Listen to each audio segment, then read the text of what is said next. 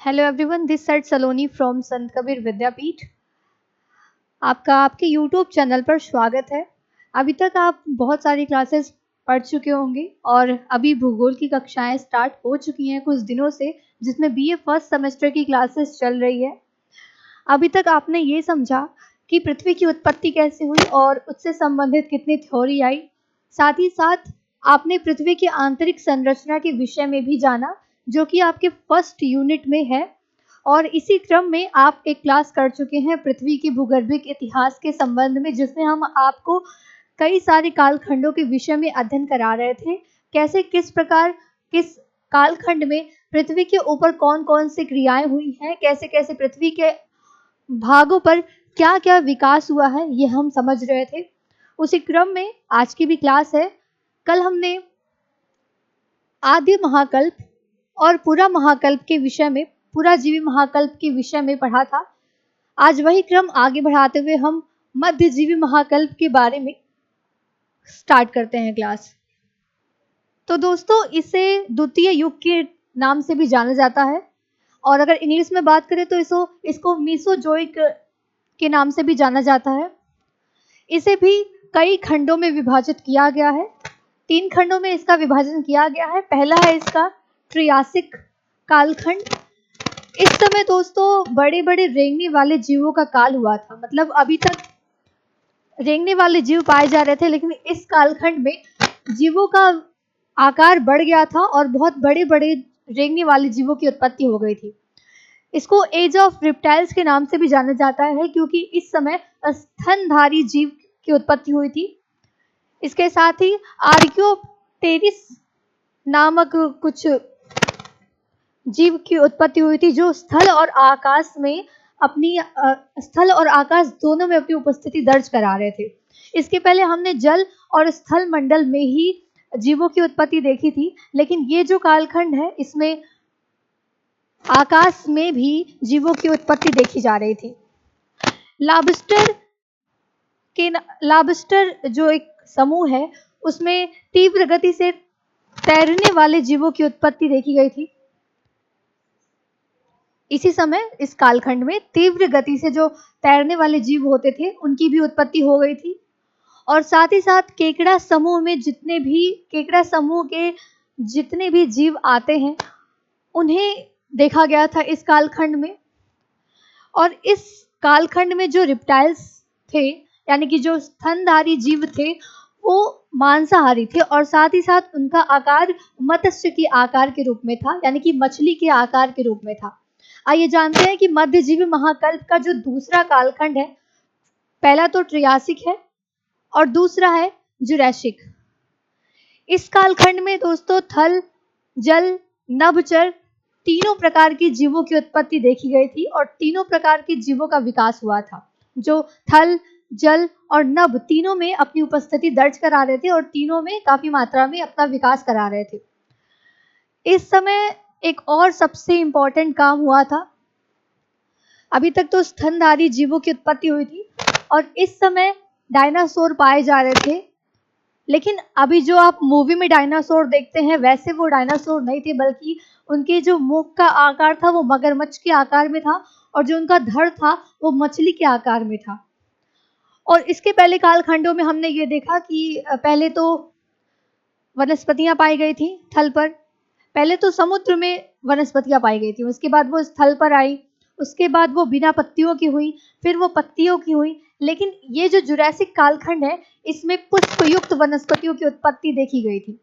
अब अगर कोई प्रश्न पूछे आपसे, तो कौन सा ऐसा कालखंड है जिसमें थलचर, नभचर और जलचर तीनों प्रकार के जीवों की उत्पत्ति देखी गई थी, तो वो जुरैसिक कालखंड में देखी गई थी। और इसी में डायनासोर भी देखा गया था, और साथ ही साथ पुष्पयुक्त वनस्पतियों की उत्पत्ति भी इसी कालखंड में देखी गई थी।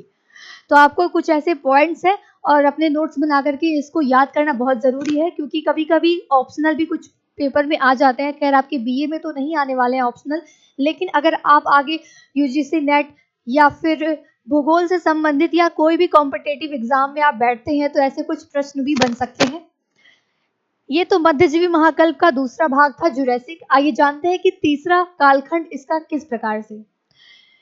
तीसरा कालखंड क्रिटेशिया के नाम से जाना जाता है और ये आवृतबीजी पौधों की उत्पत्ति इस कालखंड में हुई थी। साथ ही साथ एंजियोस्पर्म नाम की कुछ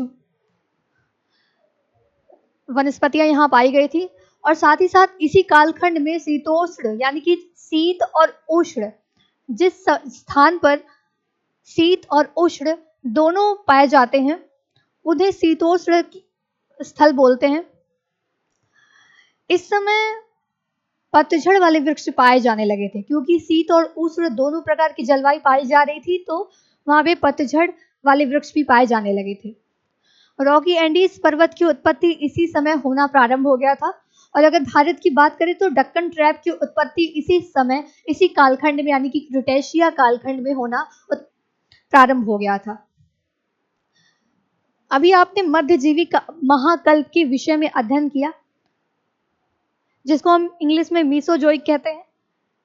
ये पहला प्री पोलियोजोइक, साथ में पोलियोजोइक, हमने फिर मीसोजोइक को कवर किया और अब हम सीनोजोइक महाकल्प के बारे में पढ़ने वाले हैं। इसको 5 खंडों में विभाजित किया गया है, पैलियोसीन, इयोसीन, ओलिगोसीन, मायोसीन और प्लायोसीन के नाम से इनको विभाजित किया गया है। इन 5 खंडों में ये जो चौथा महाकल्प है इसे 5 कालखंडों में विभाजित किया गया है। आइए जानते हैं कि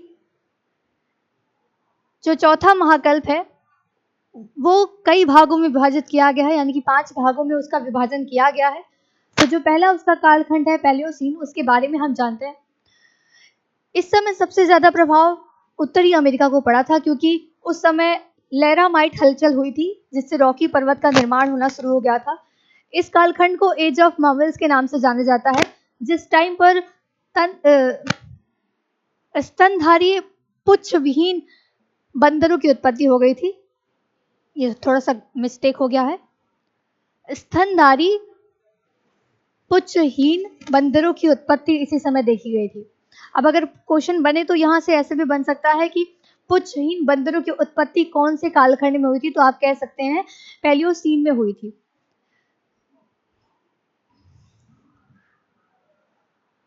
चौथे महाकल्प का जो दूसरा भाग है, दूसरा कालखंड है, उसको इयोसीन के नाम से जाना जाता है। इस समय ज्वालामुखी से लावा उद्भेदन हुआ था। जब भी कभी ज्वालामुखी की उत्पत्ति होती है, ये 2 परतों के बीच में होता है। जैसे मान लीजिए ये एक परत है, ये दूसरी परत है और यहां से ज्वालामुखी उद्भेदन हो रहा है, यहां से ज्वालामुखी उद्भेदन हो रहा है और जब ज्वालामुखी उद्भेदन होता है तो ठंडा होकर के जब ये लावा सूख जाता है तो वो पठार का रूप ले लेता है। किसका रूप ले लेता है? पठार का रूप ले लेता है।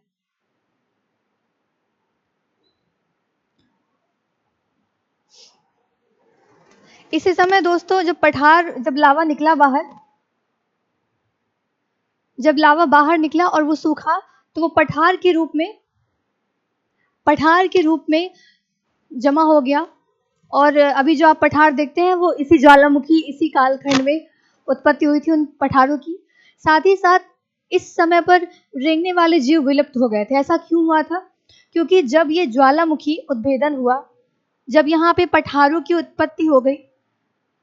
जब उत्पत्ति हो गई तो ये एकाएक ठंडा तो हो नहीं जाएगा, कुछ समय तक तो ये गर्म ही रहेगा क्योंकि ये ज्वालामुखी के उद्भेदन से बना हुआ है।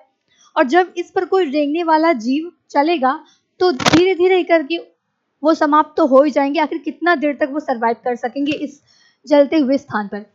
तो ऐसा करते करते धीरे धीरे रेंगने वाले जीव विलुप्त होने लगे थे। ये बहुत इंपॉर्टेंट है कि कौन से कालखंड में रेंगने वाले जीव विलुप्त होने प्रारंभ हो गए थे। तो आप कह सकते हैं कि इयोसीन यानी कि चौथे महाकल्प के समय, इयोसीन कालखंड के समय में रेंगने वाले जीव विलुप्त होने लगे थे। और साथ ही साथ यहाँ पे खुर वाले जीवों की उत्पत्ति हो गई थी क्योंकि जब रेंगने वाले जीव विलुप्त होते गए तो ऐसे जीवों की उत्पत्ति हुई जिनके पैर काफ़ी मोटे हों। आपने देखा होगा गाय की भी खुर होते हैं। तो वैसे कुछ ऐसे जीवों की उत्पत्ति हो गई जो खुर वाले रहें, जिससे वो मोटे रहें और उन्हें इन पठारों पर, जलते पठारों पर या फिर कैसे भी गर्म पठारों पर चलने में कोई दिक्कत ना हो। आप देखते हैं कि रेगिस्तान जब बहुत गर्म रहता है, हम और आप जैसे लोग वहाँ पे ज़्यादा देर तक टिक नहीं सकते, लेकिन ऊँट वहाँ पर कितने देर तक सर्वाइव करता है। और ऊँट ही यही कारण है कि रेगिस्तान में चल पाता है, क्योंकि उनके पास मोटे खुर वाले पैर होते हैं, जिस कारण वो इस गर्म स्थान पर भी चलने में सक्षम होते हैं।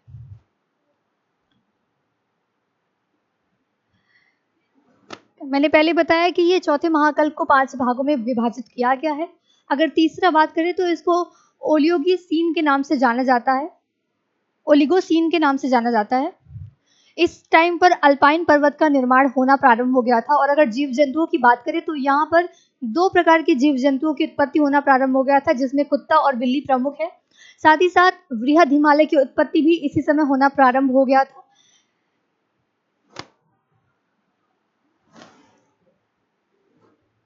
मायोसीन के नाम से ये चौथे महाकल्प का एक कालखंड है, जिसमें अल्पाइन पर्वत का निर्माण प्रक्रिया अभी भी चल रही है। सोचो कितना टाइम लगा था इस अल्पाइन पर्वत को बनने में।